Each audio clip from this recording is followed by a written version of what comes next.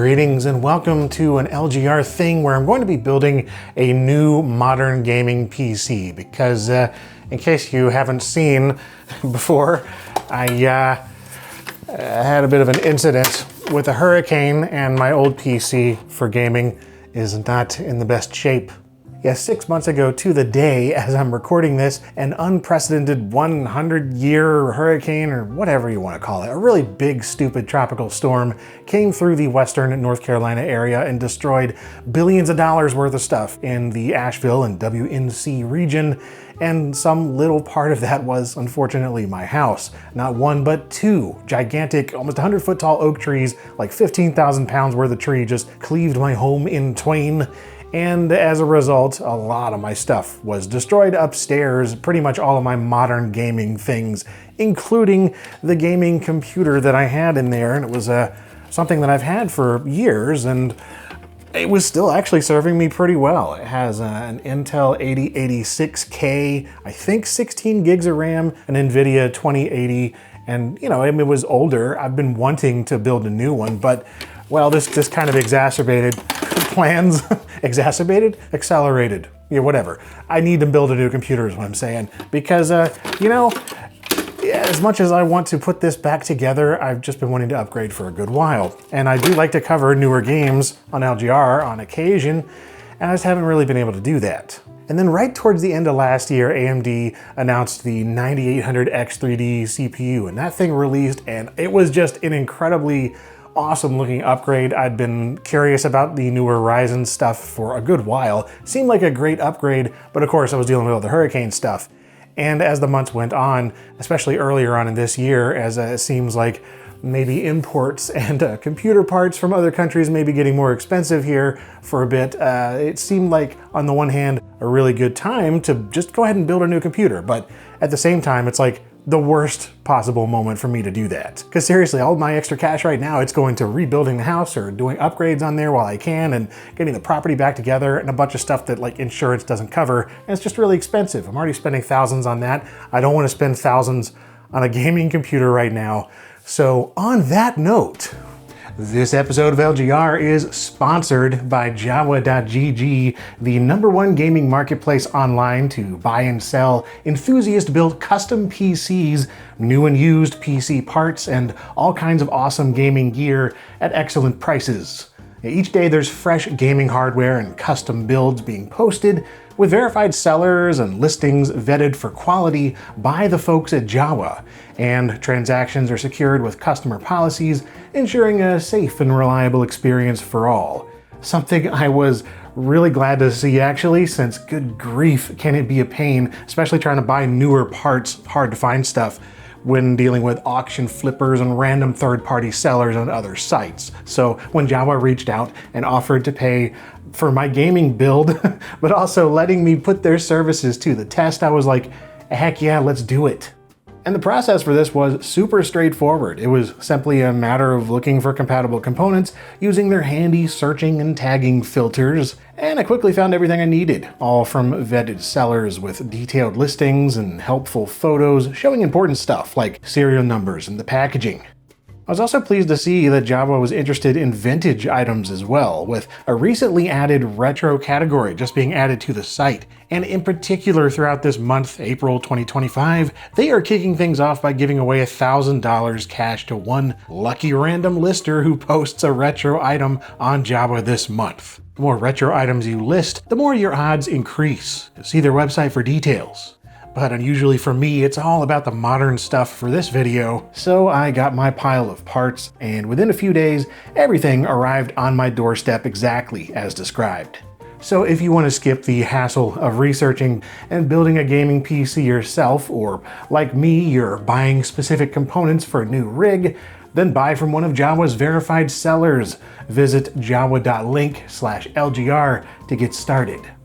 And yeah, everything I ordered anonymously through Java arrived quickly and looking great, though I didn't buy everything through them. I already had a few bits and pieces that I'd bought beforehand since I was planning this build before they ever contacted me. So let's dive into what I got, why I chose it, and then put it all together and play some dang games. And the first component that kicked all of this off to begin with is the AMD Ryzen 7 9800X3D, an octa-core processor which is, or kind of still is, the best gaming CPU that you can get at the time of recording. Now, back when I first heard about this at the very beginning of November 2024, I saw the results of all the benchmarks, and it was just insane in terms of what you can get with games compared to what I had, and the price was right, so I immediately put in a reservation on a website to try and get one for the normal retail price and avoid any stupid scalpers. Well, it finally came through in the beginning of February, and then of course, it wasn't long after, and the 9950X3D was announced. And yeah, in some performance tests it is better in certain games by a few percentage points, and it's definitely better for doing creative work, and if I was building a workstation / gaming computer I would definitely swap it for that, but I already have a great workstation, all I want to do here is game, so an additional $220 seems like a bit much for just a handful more frames here and there. And another item I already had on hand is the GPU, and that is the RTX 4080 from the previous NVIDIA generation of GPUs, something I bought a couple years ago as an upgrade for my video workstation. And you know, for the longest time I've bought EVGA branded GPUs, but they stopped doing that. So despite it sounding like a cough medicine, I decided to give the Zotac brand a try, mainly because it was the only one available when I happened to stumble across it in a store. And yeah, it's a couple and a half years old, but it still does everything I want it to. And even if I didn't skip a generation typically, the 50 series, I don't know about you, but it just doesn't seem terribly worthwhile for somebody that already has a slightly overclocked 4080. Yes, the 5080 has faster memory, but it's still 16 gigs. There's more CUDA cores and it's clocked a little higher and all that stuff, but the all-around performance gains on stuff that's not frame generation aren't enough for me to justify another $1,000 to $1,200. And the 5090, I don't care even if a sponsor is paying for it. $2,000 is ridiculous when I already have a really good GPU on hand from my previous workstation.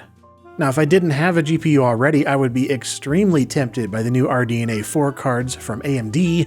I think I'd be quite happy with a 9070 XT, but I already have the 4080, I'm going to use it for now.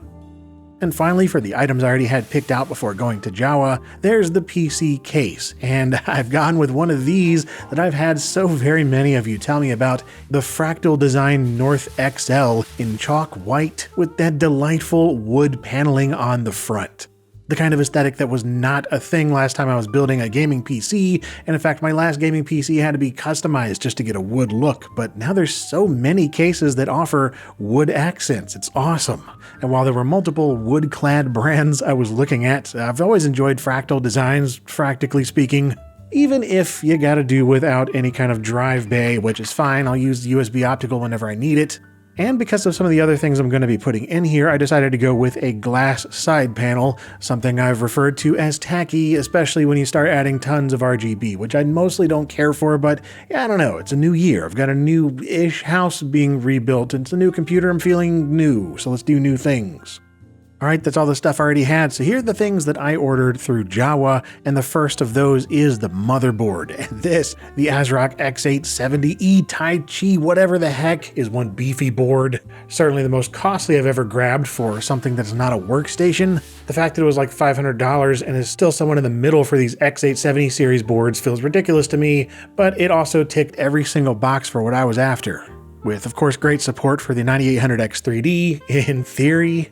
After I bought this, I started seeing stories about failures with ASRock boards, and this CPU, fingers crossed I'm not affected. And you know, it still has the RAM support I was after with DDR5 up to 8200, dual PCI Express 5.0 X16 without any of that stuff you have to worry about with GPU lane sharing with your other slots. Not an issue here. Plus a couple of onboard USB 4 ports, 7 USB 3.2s, some really pretty good onboard audio and capacitors and a DAC and all that, and 4 M.2 slots, one of which is actually Gen 5, with the others being Gen 4. Plus 5 gig Ethernet and Wi-Fi 7 I can use until I can move back to my house with wired Ethernet, and all that kind of other stuff, which is just nice. Also, this thing is ridiculously heavy, like by far the heaviest motherboard I've ever held that doesn't have anything installed on it. I keep expecting a blood-sucking lawyer to tell me to stop playing with it. Are they heavy? Yeah. Then they're expensive. Put them back. And then for the RAM situation, I went with Corsair as I usually do, and this is a 32 gig kit with dual 16 gig modules with DDR5 6000 being what it is. which seemed to be kind of the sweet spot at the moment in terms of stability, bang for your buck, and all that. Yeah, you can go for 64 gigs, and I was tempted to do so, but I've never seen a game need more than 32 gigs. Oh, and it's also the Dominator Platinum RGB whatever the balls variant, for whatever that's worth. I don't know, it's got colors and heat sinks. Now for the storage, I've got a couple of NVMe M.2 SSDs, and one of them is a Gen 5, the other a Gen 4. So the Gen 4 is what I'm going to be using for my operating system, programs, all that kind of stuff. It's plenty fast for that. It's one of these Samsung 990 Pros, which I've used before in my workstations, and it's a 2 terabyte, which is enough. And for the Gen 5, this is just going to be only for games. I've never had one of these before, so I'm looking forward to testing the speed. This is a Crucial T700 Pro. Also 2 gigs. I really wanted 4, but I couldn't find one in stock in time for this video.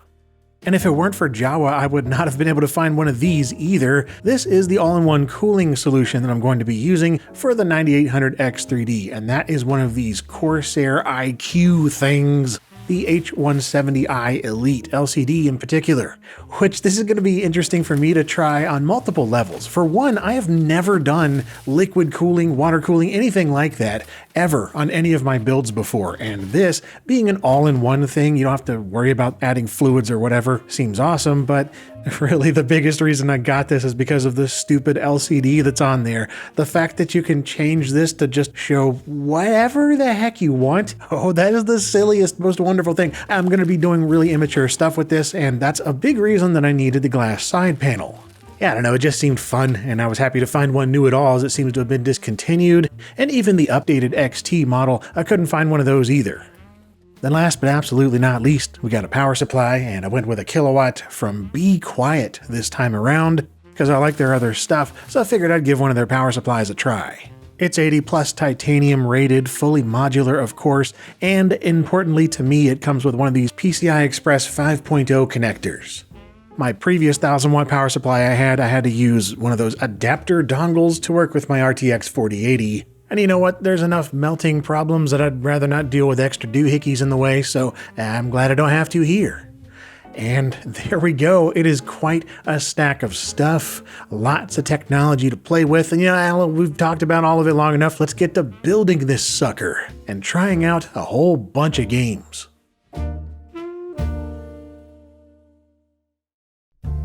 Starting a new build is always so exciting, and that first step, plopping in the new CPU into its nifty little socket, super satisfying every single time I do it.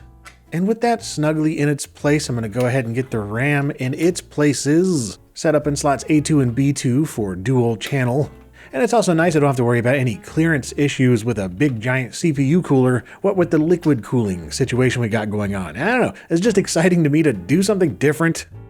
Speaking of different, these M.2 slots have this interesting easy release thing to just pull aside, and the heatsink comes off quite easily like that. And you actually don't even have any screws to worry about. It didn't come with any screws in the box, so at first I thought they were just missing, but no, you kind of just slot the thing in the slot, and then this twists around and holds it in place.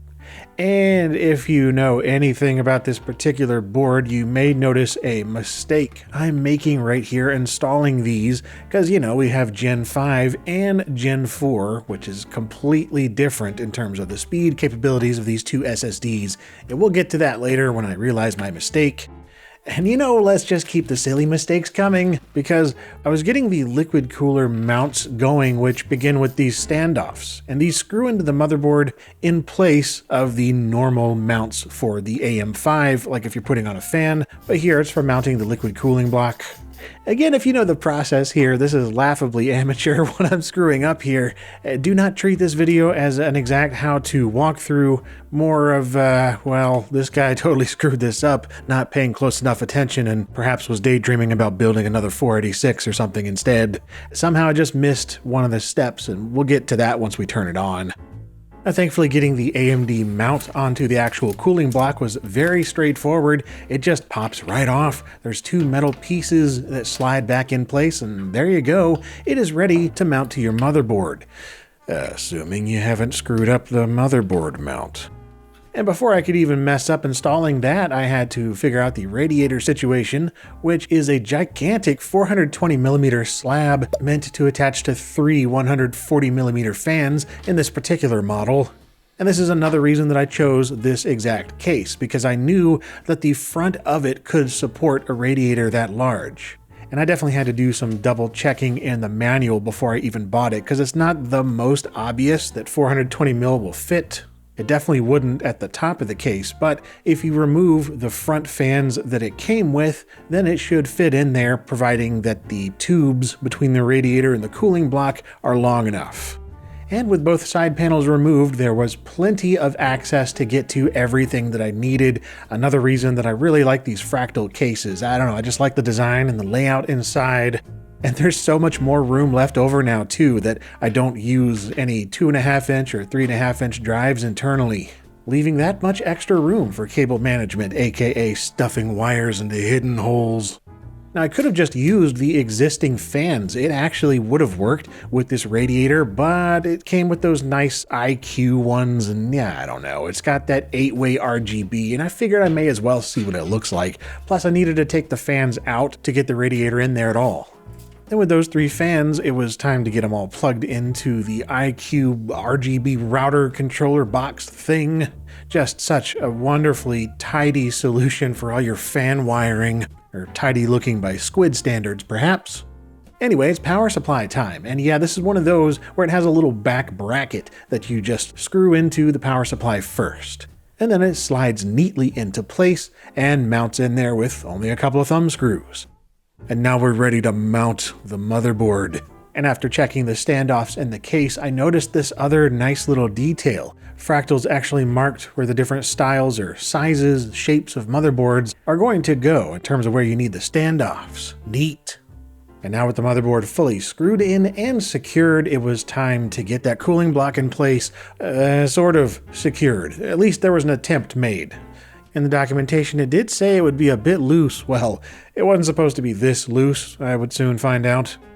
And with that, the computer is pretty much ready to test. I'm not going to install the GPU yet. I just want to see if the thing powers on as sort of a sanity check, and it's a good thing I did. And I'll do more cable management later, but at this point, I really just want to run power through it. So I'm going to take it downstairs, plug it into a TV, and see what happens. And welp, if you've been paying attention, you can kind of guess what's going to happen. But until then, I got some pretty lights. Ooh.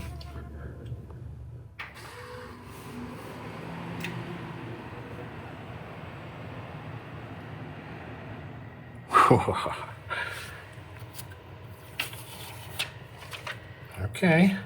Well, that's a good sign. Or not. Yeah, after about 20 seconds, it just turns off. And then when you try to turn it back on, it immediately turns back off again until you let it cool down a bit and then try it later and it just sort of repeats. Yeah, it's almost like there's no cooling connected to the CPU. Yeah, somehow I knew I'd get thrown off with my first experience with liquid cooling. So after a round of liquid troubleshooting, I quickly figured out the problem, which is so stupidly obvious in hindsight, but isn't it always? So those motherboard mounts, yeah, you're supposed to take those off entirely, obviously, and not just thread the standoffs through them, because otherwise the cooler is not going to fully connect to the CPU itself, and of course it's just going to thermal shut down very quickly. So yeah, it was a dumb mistake, but thankfully I didn't do any damage other than to my own ego, or what's left of it. Oh well, moving on to the GPU, which as you'd hope installed perfectly fine, including its saggy bottom lift or whatever the heck this thing is called. Yeah, GPUs, man, they're just too big and stupid these days. You gotta put one of these in there, otherwise it just sags and is terrible. I don't like this solution. I wish they would just figure something else out, but whatever, this works. And yes, I made sure that power connector sucker was way in there, all tight and clicked in place. And that's everything sorted, almost. So, I mentioned I also did something wrong with the M2 drives. Yeah, well, I put them in backwards. When looking in the manual, I saw the first M.2 slot was the Gen 5 and then the others were Gen 4. So I put my Gen 5 one in the first slot, or what I thought was the first slot, top to bottom. But no, the one at the top is actually a Gen 4 and the quote-unquote first slot is actually the second one down from the top below the CPU. So anyway, I just swapped those and it was all good. And now everything is set and ready to go for installing Windows 11. Which I do not like for so many reasons. I don't use it for my work at all, and for Windows PC games, I'm actually really happy with Proton, especially through SteamOS these days. But until Valve releases a full SteamOS release you can officially and easily install on anything, and I don't have to mess around with Bazzite or whatever, which is a cool project, it's just not something I want to do on my main gaming PC, so Windows 11 it is for now. And thankfully everything got set up and installed with only a few things needed from the ASRock website in terms of drivers, with one notable exception. I had an annoying problem with the wireless drivers supplied on the ASRock website. They constantly crashed, even making the entire interface deactivate or even disappear with the computer saying it didn't exist. And plus it also affected Bluetooth, which killed game controller support. Well, it turns out there is a better driver, but it's not listed on the motherboard website. I actually found it on the Asus ROG subreddit, which I guess some of those boards have the same annoyingly broken Wi-Fi drivers supplied. Whatever, the ones I found on Reddit work perfectly fine. It's been no problem ever since. But yeah, everything else was working straight away, including that goofy RGB and LCD stuff from the Corsair cooler. No, my goodness, it's so dumb.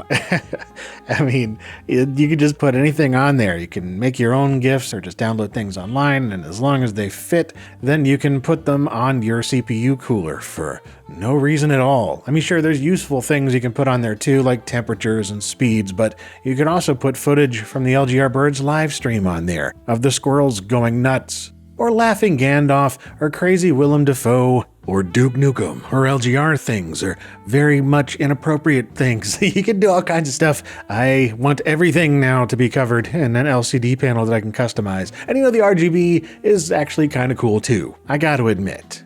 Less so all the glowing stuff inside, I don't really care about that, but the front panel fans, I actually kind of like that they're so customizable. They have 8 addressable areas on each fan, so some of the animations that it allows are actually pretty appealing in limited amounts. I definitely don't like having this on all the time, but I do enjoy having it as sort of a VU meter, volume activated dancing lights thing, bumping along to music or gameplay or whatever. It's something I like on my stereos and hi-fi, so why not on a computer?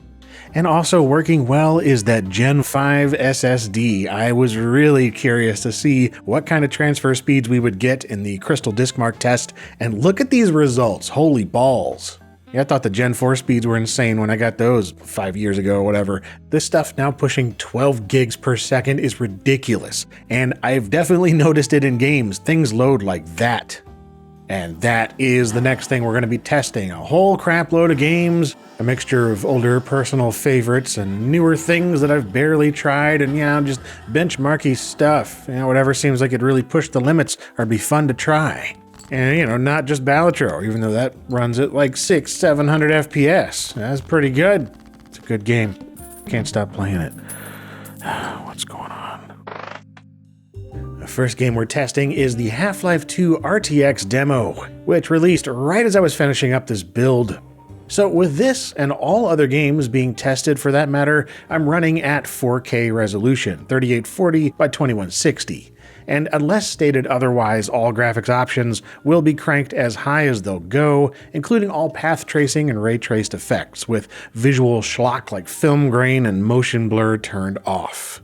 And if DLSS resolution scaling and frame generation is available and enabled, then the mode used will be noted up in the top right. I prefer to play without any kind of AI frame gen or upscaling if I can help it, but it can also be a better experience if it's done right and if it doesn't degrade visual clarity to the point of being distractingly ugly. Things like DLSS 4 and its transformer model ray reconstruction have helped the visual noise and smearing factor quite a bit lately, and Half-Life 2 RTX here is one title taking advantage of this, and it looks great. And for being quite a demanding tech demo, it plays pretty well for me here, mostly between 70 and 80 FPS, with every one of its ray-traced bells and whistles going at full blast. more than good enough performance for me. This is also the first time I'm playing with something made with that crazy NVIDIA RTX Remix platform, and man is it fascinating to see how much it can enhance geometry, textures, and lighting, while also sticking to the look and feel of the original. Like, it feels faithful but new. I'm really looking forward to seeing more games modded like this.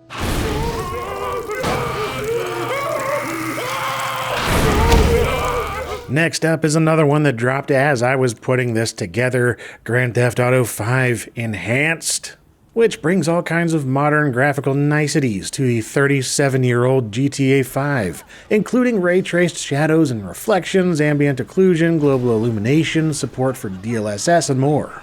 As far as I can tell, this doesn't offer frame generation, but even if it did, I wouldn't bother, since even with every graphical setting and ray-traced knick-knack maxed out, I'm still getting over 130 FPS more often than not. And I mean, the game is 94 years old and is playable in a jar of pickles, so even with the fancy new RT features, it's not that surprising it runs this well. Not to take anything away from those features, they look excellent, especially global illumination, which is probably my single favorite feature ray tracing can provide. Well done GI alone can fully transform a game from looking flat and dated to modern, as it does with GTA 5. Now release GTA 6 so we can move on for Pete's sake. We're moving on to the next game at least, which is Wreckfest 2, or really the early access version as it was on March 20th, 2025. I loved the first Wreckfest from Bugbear, and in case you're not familiar, they're the developers of the awesome Flatout series of racing games from the 2000s, and the Wreckfest titles are the spiritual successors, just with even more advanced physics. And Wreckfest 2 seems to have a softer soft body physics model this time around, meaning even more dynamic car crunching, crushing, and smashing than before.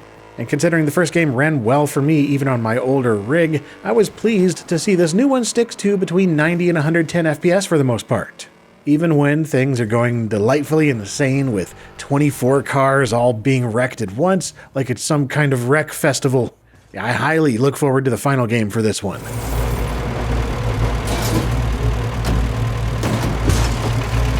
Another one that I guess technically is still in early access, but is so fully featured by this point that it feels like a full daggum game, is the venerable BeamNG Drive. One of my favorite chaos sandboxes for the last, 12 years almost. It's ridiculous how far it's come since then, and man can it be an absolute beast to run at 4K on the Ultra preset for graphics, as we're doing here.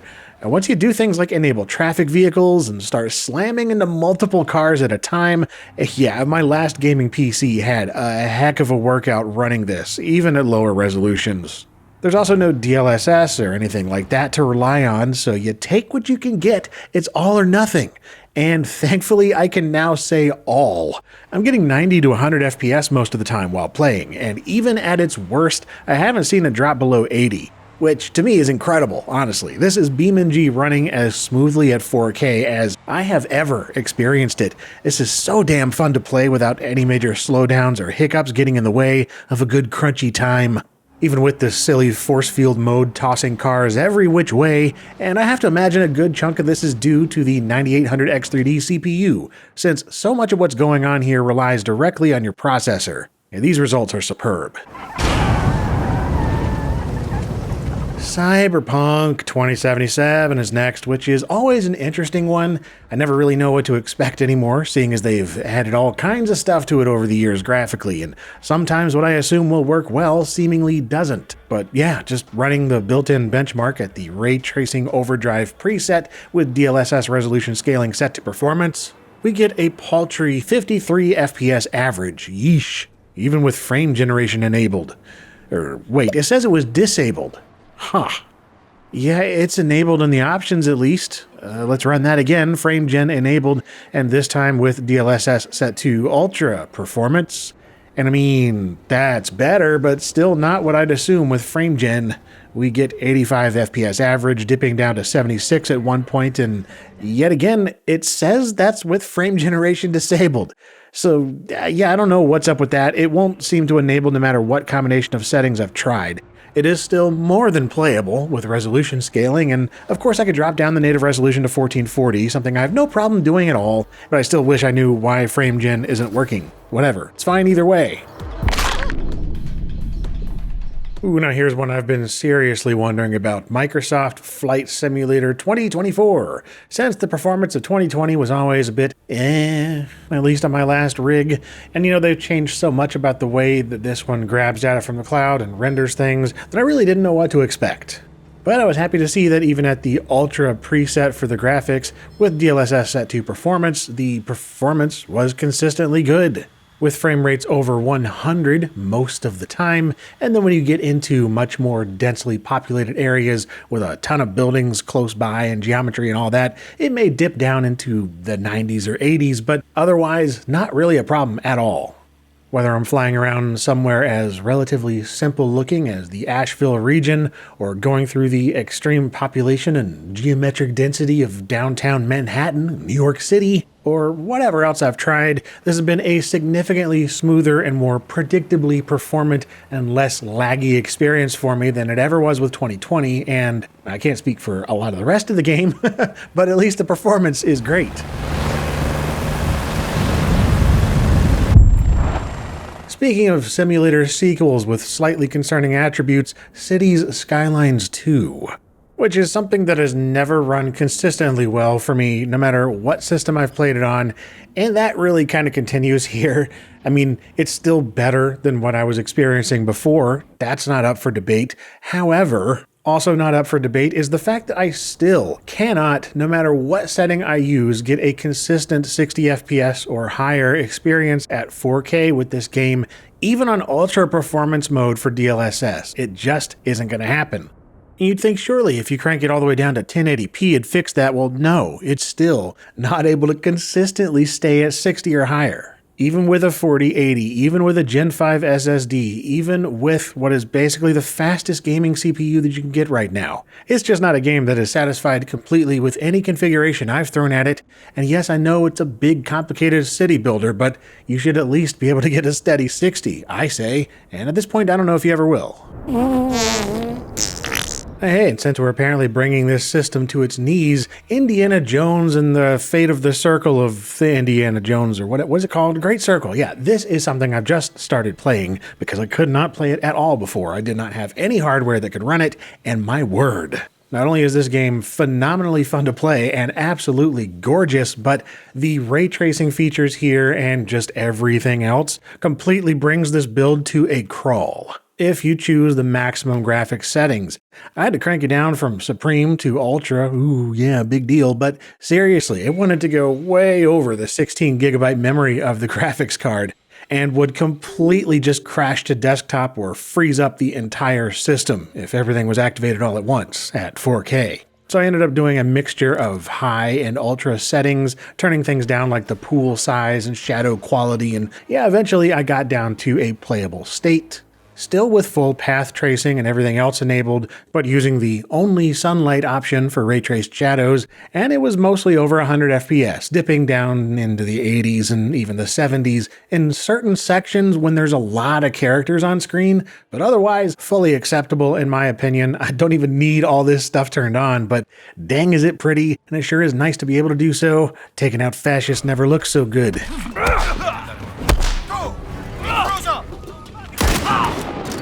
Another I missed out on last year and I've been wanting to try is Squirrel with a Gun.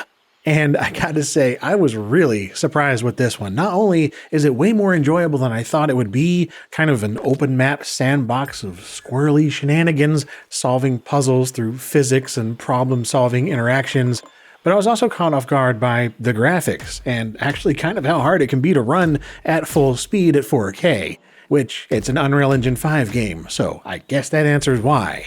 Like, I just picked this up for the squirrels. I didn't know it had all these UE5 things like Lumen and advanced fur strand shading and whatever else.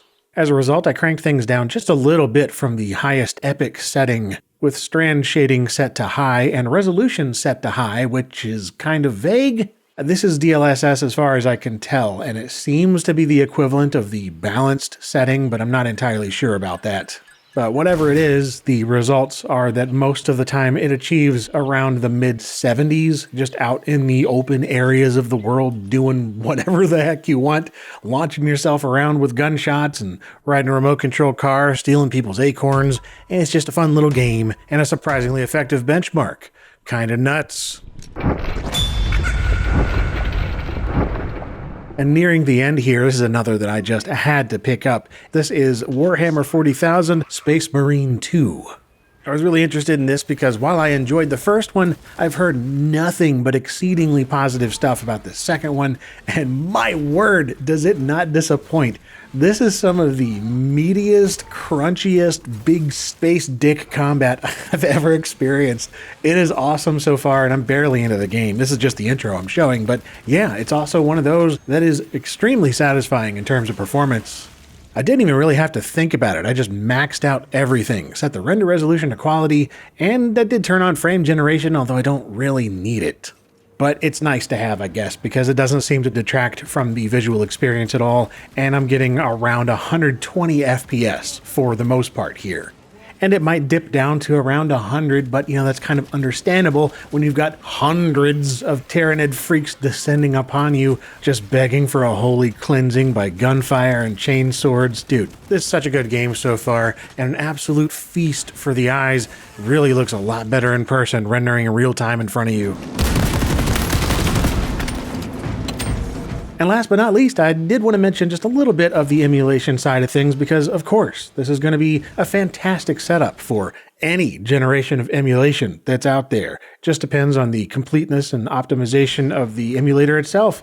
Like PCSX2 here, you can run your PlayStation 2 games at an upscaled internal 4K resolution all day long. Every game that I've tried is just perfection. This is truly game-changing stuff for a lot of these titles on that platform.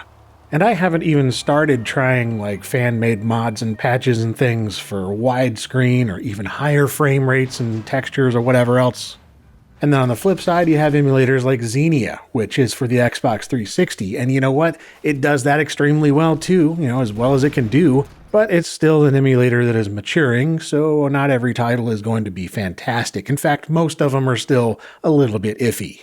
But the fact that we can do this at all these days is so cool. The original Forza Horizon playing on a PC at its original resolution and 30 FPS frame rate, but still, on a PC, it's just a wonderful thing. It's such a good time to be into emulation.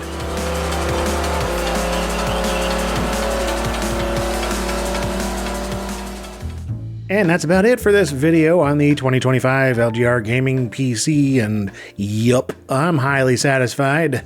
The parts are all great, the buying experience with Jawa was top-notch, and other than a couple of ignorant mistakes and some driver problems, I have no place to complain whatsoever. And it's been running non-stop for about a month now, with no sign of any problems with the CPU and motherboard combo yet. Thank goodness, because I really like this build.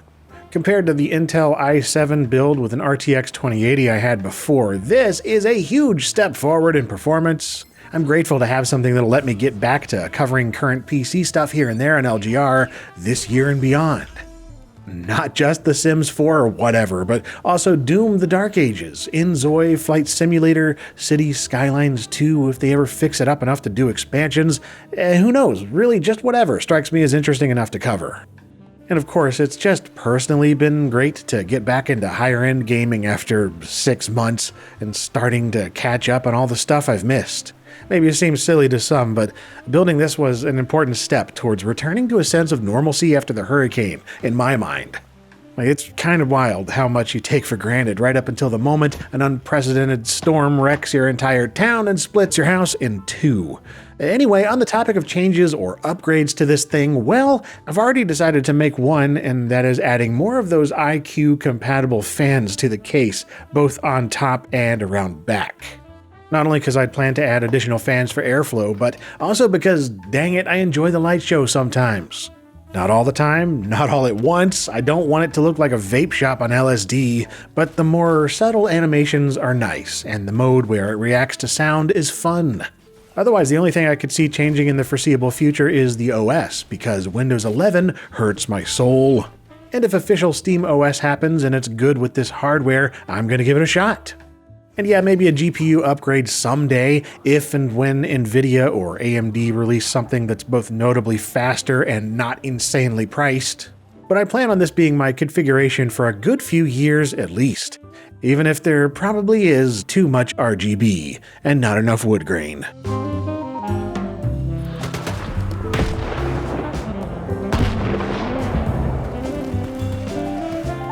Well, I know this is a little bit different than my normal fare on multiple levels. Thanks again to Jawa, by the way, for being the sponsor for this one. But I hope you enjoyed anyway. We'll be back to retro stuff here soon, so stick around. And as always, thanks for watching.